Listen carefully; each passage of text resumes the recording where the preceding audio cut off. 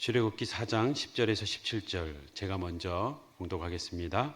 모세가 여호와께 아뢰되 오 주여 나는 본래 말을 잘하지 못하는 자니이다. 주께서 주의 종에게 명령하신 후에도 역시 그러하니 나는 입이 뻣뻣하고 혀가 둔한 자니이다. 여호와께서 그에게 이르시되 누가 사람의 입을 지었느냐 누가 말 못하는 자나 못 듣는 자나 눈 밝은 자나 맹인이 되게 하였느냐 나 여호와가 아니냐.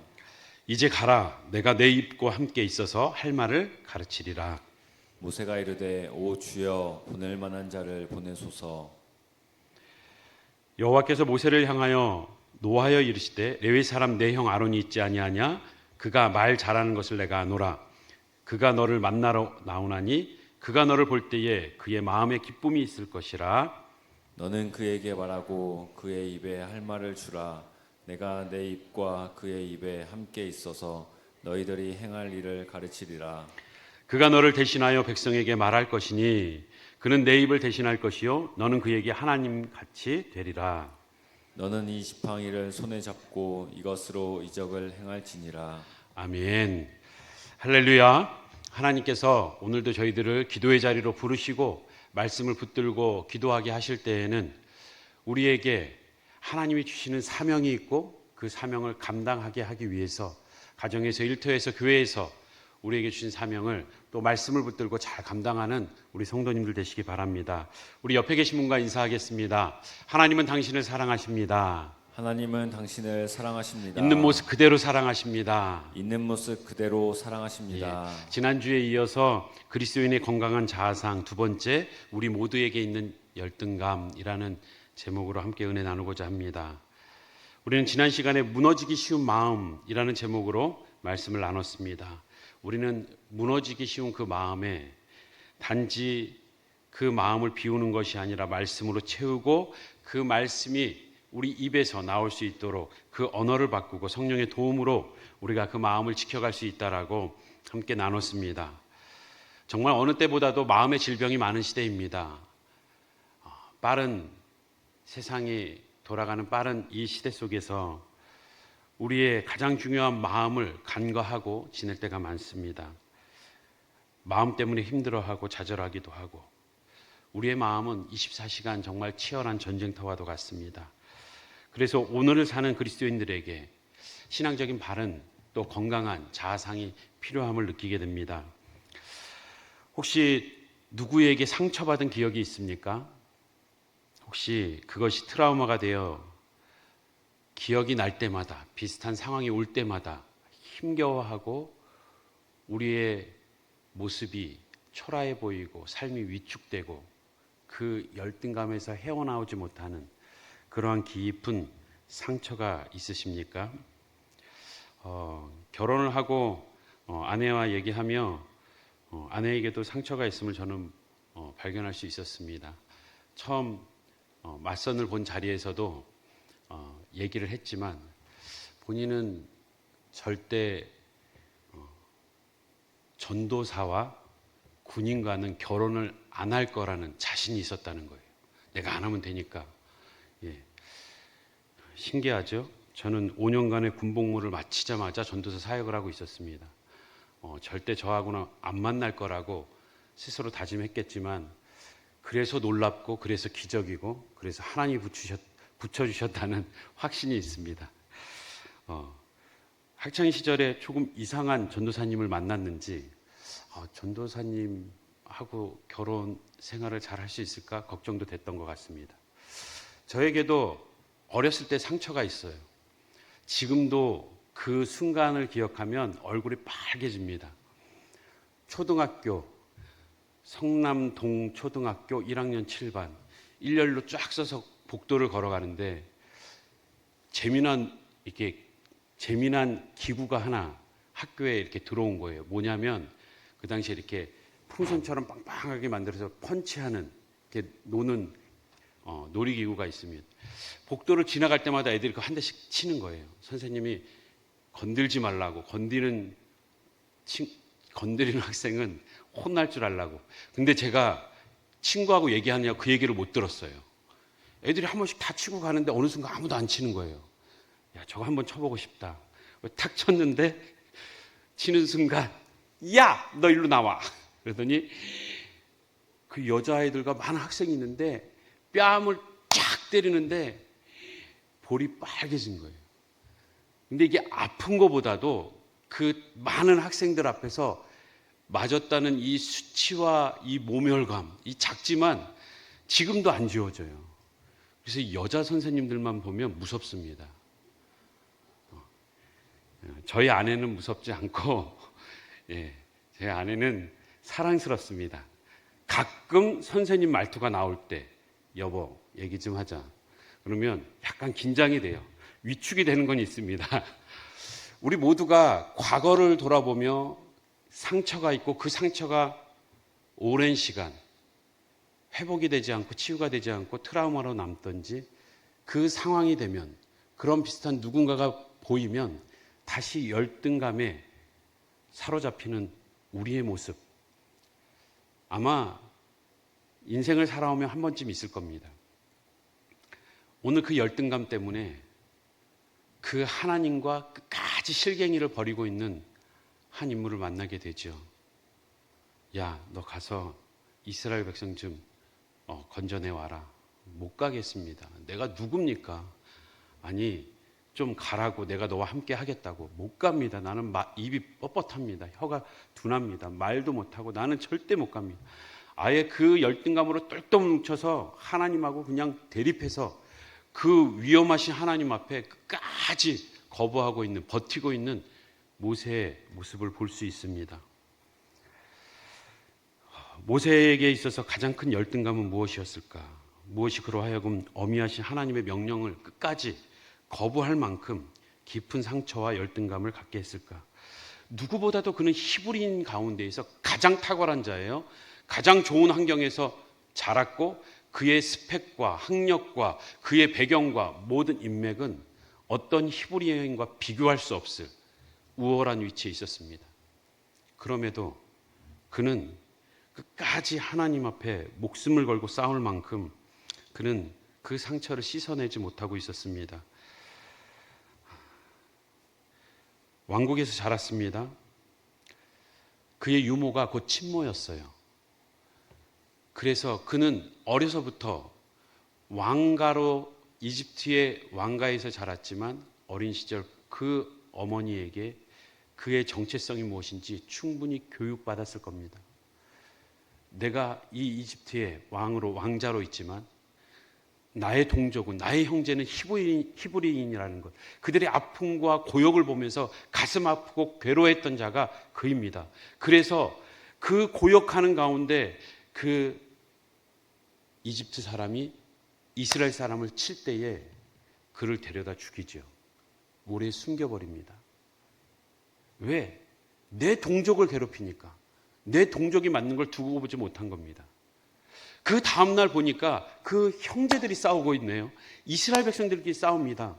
그 마음에는 내가 너희들을 구하고 그리고 너희를 위해서 정말 내가 왕궁에 있지만 너희를 향한 마음이 어떤데 왜 당신들끼리 싸웁니까? 라고 얘기하자 누가 당신을 우리 재판장으로 세웠냐?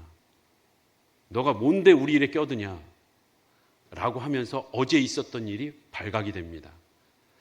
그 살인 혐의가 발각이 돼서 그 파라오를 피해서 미디안 광야로 저 찾지 못할 그 시골로 도망가지만 단지 이집트 왕 파라오로부터 그가 벌을 받지 않기 위해서 도망간 것이 아니라 그의 마음에는 그 도망가면서 가슴 깊이 남아있었던 뿌리 깊은 상처는 동족으로부터 거절당한 거예요. 나는 히브리인이라 생각했는데 그들이 받아주지 않은 겁니다. 그들은 히브리인이라고 생각하지 않은 거예요. 우리는 지금 이 처참한 상황 속에서 이렇게 생활하고 있는데 우리와 다른 삶을 살고 있는 너, 언제 너가 우리랑 같은 형제라고 너 스스로 그렇게 생각했냐? 너는 우리의 같은 히브리인이 아니다라고 거절한 거죠. 그래서 그 깊은 상처가 남아있기에 지금 하나님이 이스라엘로 가라고 했을 때에 그는 그 히브리인 공동체로부터 거절당한 깊은 상처와 함께 그들에게 다시 가고 싶지 않은 거예요. 그들 앞에 다시 서고 싶지 않은 겁니다. 그들 앞에 섰다가는 다시 그 수치심과 모멸감을 겪어야 하기에 자신은 히브리인이라고 생각했지만 자신을 받아주지 않은 이스라엘 백성들을 위해서 그 무엇도 하고 싶지 않은 겁니다. 어찌 보면 그들 때문에 지금 자신이 이런 도망자의 삶을, 낙오자의 실패자의 삶을 살고 있고 그 초라하고 비참한 모습으로 광야에서 40년을 썩어 살아가고 있지 않습니까? 자녀는 둘이나 낳았지만 아무런 재산도 없고 장인어른 밑에서 살아가고 있는 그의 비참한 모습, 다 그 히브리인들의 자신이 형제라고 생각했던 그들로부터 받은 상처, 그리고 그들 앞에 섰을 때 얼마나 자신이 초라해지고 그리고 작아지는지. 그렇습니다. 오늘 본문을 통해서 하나님께서 모세를 어떻게 치유하고 계신지, 또 열등의식에 사로잡혀 있는 우리도 어떻게 극복해야 되는지 배우길 원합니다. 어떻게 열등감을 극복할 것인가? 우리가 첫 번째 기억해야 될 것은 조건이 아니라 관점입니다. 우리의 외모, 우리의 모습, 우리의 어떤 조건, 지금 주어진 상황과 그 문제 자체가 아니라 관점이라는 거죠. 보여지는 것이 아니라 어떻게 바라보느냐. 시력이 중요한 게 아니라 시각이 중요한 겁니다. 어떻게 잘 보고 잘 판단했느냐가 중요한 게 아니라 어떠한 눈으로 보고 있는가. 우리를 잘 들여다보면 들여다볼수록 우리의 모습이 작아지는 걸 겪게 됩니다. 주변의 상황과 문제들을 보면 볼수록, 깊이 묵상하면 묵상할수록 우리의 초라한 모습이 더 크게 부각됩니다. 하지만 오늘 우리가 본문, 우리가 4장을 보았습니다면 앞절에 출애굽기 3장 11절이 있습니다. 모세가 하나님께 아뢰되 내가 누구이기에 바로에게 가며 이스라엘 자손을 애굽에서 인도하여 내리이까. 내가 누굽니까? 지금 내 모습이 어떤지 모릅니까? 나를 부르시려면 그 이집트 왕으로 있을 때, 왕자로 있을 때, 그 힘과 권력과 인맥이 있을 때에 그때 사용하시지. 지금은 다 지나간 세월입니다. 지금 내가 어떤 모습인지 아는데 내가 누군데 이스라엘 자손에게 갑니까? 그 이스라엘 자손은 나를 받아주지 않았고 그들에게 다가서고도 싶지 않습니다. 그의 아픈 쓴뿌리를 끄집어내면서 그는 끝까지 거부합니다. 그가 물어본 거는 정확히 얘기하면 Who am I? 내가 누굽니까? 라고 묻는 것이었어요. 내 모습을 당신도 아시지 않습니까? 그럼 하나님은 상식적으로 그래? You are Moses. 너 모세야. 너는 이러이러한 사람이야. 이러이러한 장점이 있어. 그래도 너밖에 없어. 뭔가 논리적으로 보여줘야 되는데 하나님은 늘 그렇듯이 엉뚱한 대답을 하시죠. 하나님께서는 이어지는 14절, 3장 14절에 보면 하나님이 모세에게 이르시되 나는 스스로 있는 자니라. 또 이르시되 너는 이스라엘 자손에게 이같이 이르기를 스스로 있는 자가 나를 너희에게 보내셨다 하라. Who am I? 라고 물어봤는데 예수님은 I am who I am. 나는 스스로 있는 자다. 전혀 엉뚱한 답이죠. 이 답변에는 하나님은 모세의 질문을 닫고 너 질문이 잘못됐다. 너가 어떤 사람이냐가 중요한 게 아니라 내가 어떤 자인가가 중요하다. 지금 내가 너와 함께 하겠다.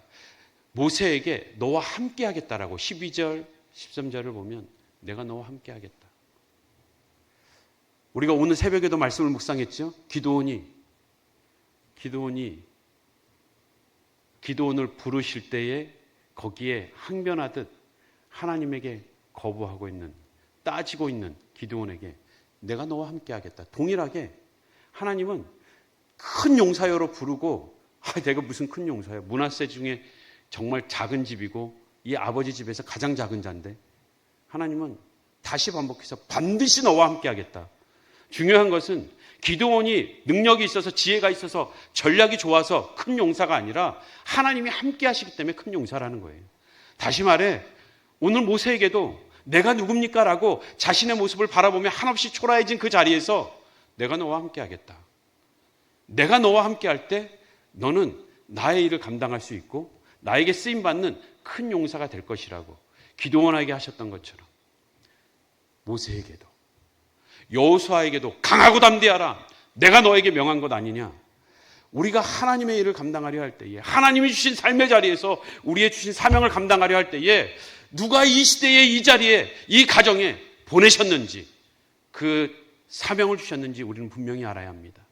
그 확신이 있어야 우리가 때론 초라해지고 그 누구도 열등감으로부터 자유로울 수 없는 우리에게도 초라해지고 비참해지는 그 자리에서도 우리는 다시 일어설 수 있고 다시 주님께 따지듯 얘기할 수 있는 거예요. 하나님이 이 시대에 내 생명을 주시지 않았습니까? 우리의 부모를, 자녀를 하나님이 내게 붙여주시지 않았습니까? 하나님이 이 교회에 불러주시지 않았습니까? 직분을 주시지 않았습니까? 이 일터로 하나님이 부르시지 않았습니까? 라고 다시금 하나님 앞에 비비는 겁니다. 그 확신이 있어요. 우리에게 보이는, 눈에 보이는 조건이 아니라 지금 누가 이 자리로 부르셨는지 그 확신이 있어야 우리는 그 열등감으로부터 다시금 우리에게 주어진 사명을 말할 수 있는 겁니다. 고린도후서 11장 6절에도 보면 사도 바울이 얼마나 깊은 열등감에 있었는지 알 수 있습니다. 내가 비록 말에는 부족하나, 자신의 부족함을 인정합니다. 그는 실제로 마치 서신서가 자기 변명서인 것처럼 갈라디아서 보면 사도권을 그렇게 변호해요. 사도 바울을 의심할 때 저자는 예수님께 직접 배우지도 않은데 무슨 사도야. 저자는 그 교회를 핍박하는데 앞장섰던 자 아니야? 스데반 죽일 때 그 자리에 있었던 자잖아. 그가 주동하지 않았냐? 죄인 중에 개수라고 스스로 얘기하지 않았냐? 그의 외모가 졸하고 언변이 약하고 육체에 가시가 있었던 모든 것은 그의 열등의식을 갖게 할 만한 충분한 조건이었습니다. 그럼에도 그가 하나님이 부르신 그 이방인을 향한 복음의 사역을 감당할 수 있었던 것은 그는 지금 보여지는 조건이 아니라 하나님의 시각을 가질 수 있었기에, 그의 관점이 분명했기에 흔들리지 않았습니다. 많은 선지자들도 하나님의 일을 감당할 때에 분명 열등감이 있었지만 하나님은 그들을 사용하십니다. 예레미야 선지자도 보십시오. 내가 이르되 슬프도소이다 주 여호와여 보소서 나는 아이라 말할 줄 알지 못하나이다. 나는 아이입니다. 부족하다는 뜻입니다. 내가 어떻게 거기 갑니까? 우리에게도 하나님이 허락하신 삶의 자리에서 주어진 직분과 감당해야 될 사명 앞에서 한없이 초라해지고 작아질 때가 있습니다. 그때 기억하십시오. 기드온에게 약속하셨던, 모세에게 약속하셨던, 여호수아에게 약속하셨던 그 약속은 오늘 우리에게도 유효함을, 우리에게도 약속하고 계시는 말씀임을 기억하시기 바랍니다. 우리에게 명령해 주시고 우리에게 감당하라고 주신 삶의 자리, 우리가 하나님의 시선으로 바라보는 우리 모든 성도님들 되시길 주님의 이름으로 축복합니다. 불신자와 그리스도인의 차이는 무엇입니까? 누구나 열등의식은 있습니다. 누구나 부족한 상황, 그리고 우리의 능력 앞에 우리의 능력을 해결할 수 없는 그런 상황에 맞닥뜨리는 경우가 얼마나 많습니까? 똑같은 상황이지만 바라보는 관점이 다른 겁니다. 분명한 것은 열등의식이 있지만 열등감을 다루는 것이 다릅니다. 어떻게 다룹니까? 세상이 아니라 하나님입니다. 우리가 기억해야 될 두 번째는 세상이 아닌 우리는 하나님 안에서 우리의 가치를 다시 인식해야 우리가 스스로 작다 여기고 남들과 비교하여 상황 앞에서 초라해지는 우리의 열등의식을 얼마든지 극복해낼 수 있다는 겁니다. 열등감이 없다는 건 거짓말이죠. 열등감이 있기는 있어도 자신의 열등감에 노예가 되어 끌려다니지 않는 것이 중요합니다. 오히려 우리의 부족함과 그 열등감은 선용할 수 있습니다. 우리가 교회에서 일을 하면서도, 우리가 직장에서 맡겨진 프로젝트를 감당하면서도, 가정에서 뭔가 각자에게 맡겨진 역할이 있을 터인데 내가 부족하니까 이것을 맡았지, 내가 거절하지 못해서 이 일을 하고 있지, 때로는 내가 해놓고도 그 영광을 다 놓치고 있다라고 그것을 자신의 부족함으로 탓하는 사람도 있습니다. 한없이 자신을 과시하고 자랑하고 또한 포장하고 싶은 것 또한 그 밑바닥에는 열등의식이 자리 잡고 있기 때문입니다. 우월감과 열등감, 그 사이에는 비교의식이 중심을 잡고 있다고 하지 않았습니까? 어떤 분이 옥하는 목사님이 사역할 때에 한 자매가 목사님에게 편지를 썼다고 그래요. 목사님, 교회에서 왜 이렇게 고급 백, 이쁜 옷 그렇게 화려하게 입고 다니는 사람이 많습니까? 잘못된 거 아닙니까? 왜 이렇게 좋은 차, 자기가 가지고 있는 거 자랑하는 사람이 이렇게 많습니까? 라고 지적을 할 때에 그 자매에게 옳다라고 잘 지적했다라고 말하면서 또한 반대편에 그 자매의 마음속 깊은 곳에 있는 열등의식을 지적하시기도 하셨습니다. 뭔가 다른 사람들을 보며 비교하며 자신이 누리지고 있지 못할 때 또한 취하고 있지 못할 때 거기서 오는 그 시기와 질투와 잘못된 비판적인 시선들, 우리는 누군가를 비난하면서도 또 자신을 드러내면서도 그 가운데 열등감이 있음을 우리는 부인할 수 없습니다. 열등감으로부터 자유로울 수 있는 능력이 전혀 없고 선용할 수 있는 능력이 없다면 우리는 아직 영적으로 성숙하지 못한 그리스도인일지도 모릅니다. 누군가에게나 있는 그 부족함과 열등감 어떻게 다룰 것인가? 세상 안에서 나를 보는 것이 아니라 하나님 안에서 나를 봐야, 우리가 그리스도 안에서 하나님이 우리를 그의 형상을 따라 창조하셨고 또한 그의 형상으로 다시 회복시켜 주셨다는 확신이 있어야 우리는 내 삶의 자리를 다른 사람과 비교하는 것이 아니라 하나님이 주신 사명의 자리임을 기억할 수 있고, 우리가 가지고 있는 우리의 재능과 우리가 타고난 그 모든 것에 대해서 오히려 감사할 수 있는 것입니다. 고린도후서 5장 17절 말씀, 우리가 잘 아는 말씀이죠. 함께 읽겠습니다. 시작. 그런즉 누구든지 그리스도 안에 있으면 새로운 피조물이라. 이전 것은 지나갔으니 보라 새 것이 되었도다. 그렇습니다. 우리는 그리스도 안에서 새로운 피조물입니다. 골로새서 3장 10절에도 새 사람을 입었으니 이는 자기를 창조하신 이의 형상을 따라 지식에까지 새롭게 하심을 입은 자니라. 하나님의 창조하신 이의 형상, 이것은 처음에 우리의 인간의 위치인 거예요. 우리가 하나님을 떠나는 순간 우리의 모습을 볼 때 너무나 형편없고 부족하고 무능한, 그러면서도 그 누군가와 비교해서 조금이라도 자신이 더 나은 것이 있다면 한없이 우월감을 넘어 교만해지려는 모습, 이것이 하나님을 떠난 우리의 모습, 죄악된 모습에서 발견되는 것 아닙니까? 그런데 하나님은 그리스도 안에서 우리가 새로운 형상을 입었다, 회복되었다, 그러니 하나님 안에서 너의 모습을 다시 발견하라고 말씀하십니다.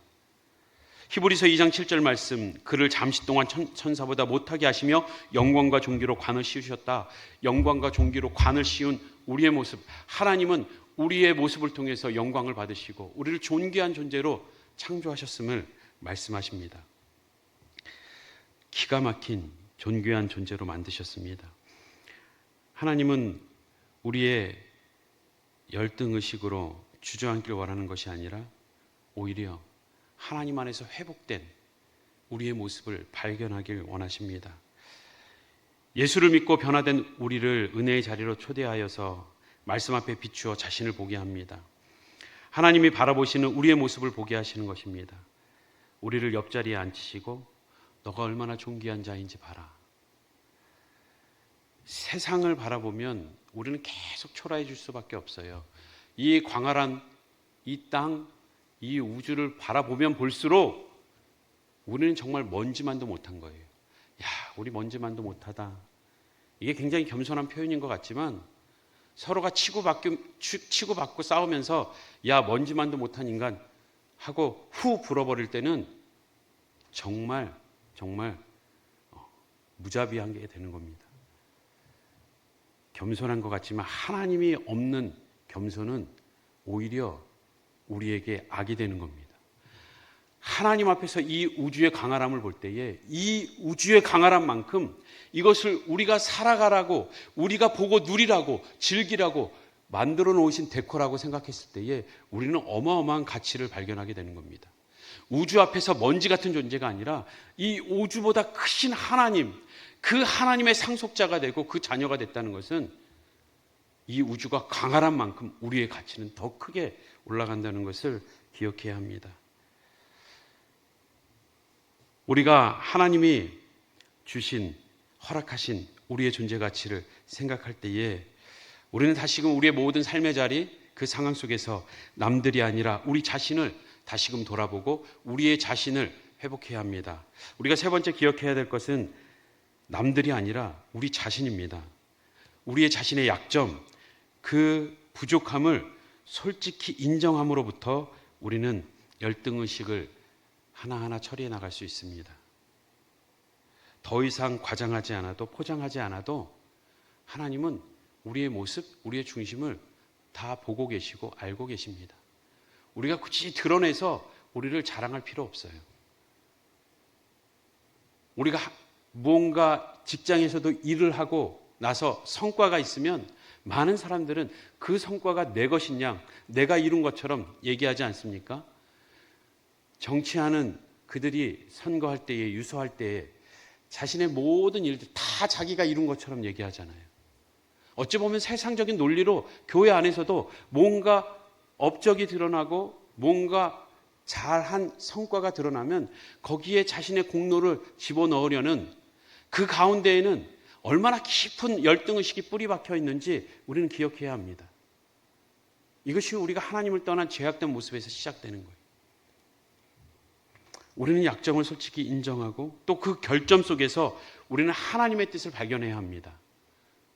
우리의 부족함, 연약함, 우리의 신체적인 장애, 또한 우리의 삶의 부족함, 남들과 비교하면 초라해지는 부분이 많습니다. 근데 그것을 끌어안고 상처로 끌어안고 거기 상처 속에 갇혀 있는 것이 있으라고 주신 것이 아니라 하나님은 그 결정과 부족함 속에 매달리라고, 나에게 나오라고, 나를 의지하라고. 누구나 완벽한 사람이 없고 누구나 부족함이 없는 사람은 없습니다. 그 부족함과 연약함과 그 약점을 통해서 그 열등감에 갇혀 있는 것이 아니라 오히려 하나님을 의지하라고 주셨다는 것을, 오히려 소경된 자, 아픈 자, 병든 자, 그들을 통해서 하나님은 내 영광을 위한 것이라고 말하지 않았습니까? 그가 부족하니까 누구의 죄입니까? 그건 누구의 죄가 아니라 내가 영광 받기 위해서 그들에게 그러한 약점을 줬다. 오히려 우리의 부족함이 하나님께 영광이 될 수 있음을 기억해야 합니다. 또한 우리는 세 번째, 자신의 부족을 건강하게 개선할 수 있어야 됩니다. 자신을 인정하고 노력하는 자세와 도움을 구하는 자세. 라이놀드 리버 신학자가 있습니다. 그가 한 말이 우리 일반인들에게도 많이 알려져 있고 특히 중독을 경험하고 거기서 회복하려는 자들에게 아주 주제와 같은 문구입니다.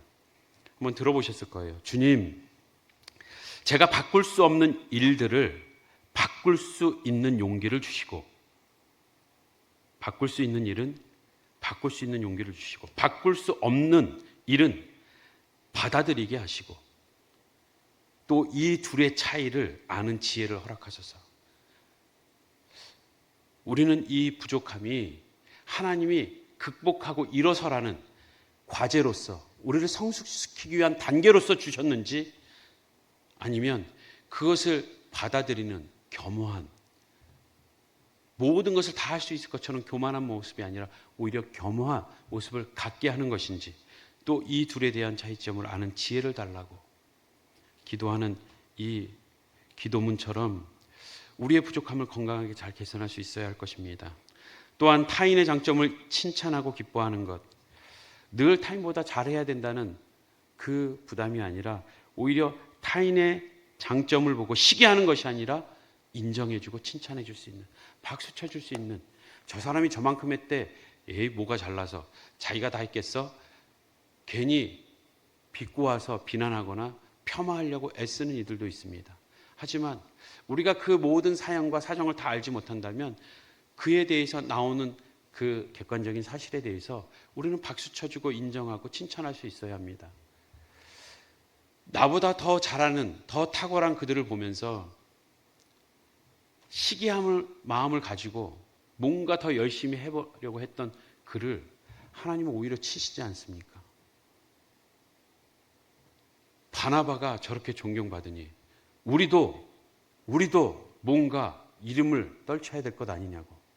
아나니와 삽비라의 결국은 그렇게 수고하고도 하나님께 드리고도 벌을 받는 그 상황, 그것은 타인을 인정하고 하나님이 그를 그에게 사용하시는 부분을 받아들이지 못하기 때문입니다. 오히려 우리는 그리스도 안에서, 특별히 교회 공동체 안에서는 서로가 잘 되고 또한 하나님 앞에 귀하게 쓰임 받을 때 그를 칭찬하고 인정해 줄 수 있어야 합니다. 마지막으로 다른 사람의 삶과 비교하지 않는 것. 우리는 각자에게 하나님이 주신 각자의 사명이 있다는 것, 그 삶의 자리가 사명의 자리라는 것을 생각할 때에 우리는 각자의 길을 가는 겁니다. 자기 길을 가는 겁니다. 다른 사람의 길을 쫓아가면서 추월당하냐 추월하냐 여기에 연연하는 게 아니라 우리는 자기 길을 갈 때 추월당할 이유가 없습니다. 가는 길이 다르기 때문입니다. 하나님은 다양하게 창조하셨고 다양한 방법으로 부르셨고 다양한 삶의 자리에서 하나님은 우리를 사용하기 원하실 때에 우리 스스로가 같은 선상에 두고 같이 경쟁하려 하는 거지, 하나님은 누군가를 경쟁시켜서 누구를 도태시키고 누구를 띄워주기 위함이 아니라는 것을 기억하십시오. 하나님 앞에 갔을 때에 우리의 모든 삶의 자리가 달랐음을, 그리고 그 가운데에서 주신 사명이 있었음을, 우리에게 주신 인생의 그 구간 가운데 우리가 그 구간을 최선을 다해서 달렸는가, 하나님은 그것을 보고 칭찬하실 것입니다. 하나님은 우리의 중심을 보시는 분이십니다. 너희 하나님 여호와는 신 가운데 신이시며 주 가운데 주시요 크고 능하신 두려우신 하나님이시라. 사람을 외모로 보지 아니하시며, 겉을 보지 않는다는 겁니다. 우리처럼 보여지는 것으로 판단하고 비교하지 않는다는 겁니다. 마태복음 22장에도 자기 제자들을 헤롯 당원들과 함께 예수께 보내어 말하되, 선생님이여 우리가 아노니 당신은 참되시고 진리로 하나님의 도를 가르치시며 아무도 꺼리는 일이 없으시니 이는 사람을 외모로 보지 아니하심이니이다. 사도행전에도 베드로가 입을 열어 말합니다. 내가 참으로 하나님은 사람의 외모를 보지 아니하신다. 하나님은 오늘도 우리의 마음의 중심, 왜 그것을 하려 하는지, 왜 그런 발언을 했는지, 왜 그런 행동을 했는지, 왜 거기로 발걸음을 했는지, 우리의 갖고 있는 감정과 우리의 입술의 언어와 행동, 그 모든 것에서 동기를 살피시는 분입니다. 궁극적인 목적을 살피시는 분입니다. 우리의 마음과 생각이 하나님 앞에 깨끗하며 하나님이 기뻐하시는 마음과 생각이 되길 주님의 이름으로 축원합니다. 우리가 읽은 본문의 14절을 보면 여호와께서 모세를 향하여서 노하셨습니다. 노하셨다. 여기에서 계속 거절하니까 하나님이 너 그럴 수 있어? 라고 화나면서 진노하시고 심판한 것처럼 보이지만, 하나님이 정말 모세를 향하여서 진노하셨다면 됐다, 너 안 갖다 쓸 테니까 간둬라 하고 다른 사람을 사용하셨을 거예요. 그런데 하나님이 노하신 그 마음은 내가 너와 일하기를 원한다. 내가 너를 사용하기를 원한다. 내가 너를 포기할 수 없다. 왜 안 하려고 하냐? 함께 한다는데 라고 포기하지 않는 하나님의 사랑의 마음을 우리는 읽을 수 있어야 합니다. 때론 주저하고 깊은 상처로 우리의 삶이 위축되어서 주저하고 있는 우리를 향하여서 하나님이 노하실지도 모릅니다. 내가 너와 함께하기를 원하는데, 내가 너를 통해서 일하기를 원하는데, 그래서 너의 가정으로, 너의 일터로, 너의 신앙의 공동체로 내가 너를 불렀는데 왜 거부하고 왜 주저하느냐? 오늘 하나님의 그 진노하시는 책망의 소리가 사랑의 소리로 들리고 다시금 우리의 삶의 자리에서 주님의 뜻을 발견할 수 있는 우리 모든 성도님들 되시길 주님의 이름으로 축복합니다.